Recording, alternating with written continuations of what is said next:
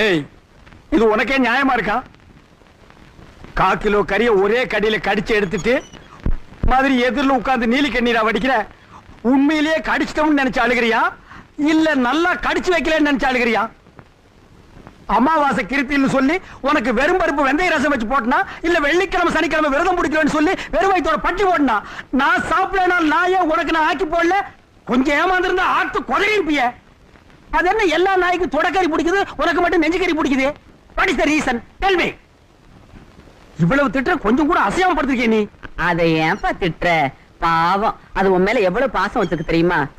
எனக்கு தானே தெரியும் துரத்து. உனக்கு அடிபட்டுருக்குன்னு தெரிஞ்ச உடனே சோறு தண்ணி கூட சாப்பிடாம அழுதுகிட்டே படுத்திருக்கு. எப்படி சாப்பிடும்? மொத்தத்தில் இங்கிருந்தாலும் எடுத்திருக்கு. ஒரு வருஷத்துக்கு அதுக்கு பசிக்காது.